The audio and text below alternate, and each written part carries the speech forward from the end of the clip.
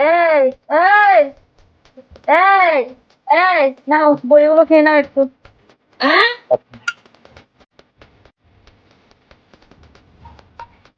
খেয়েছো?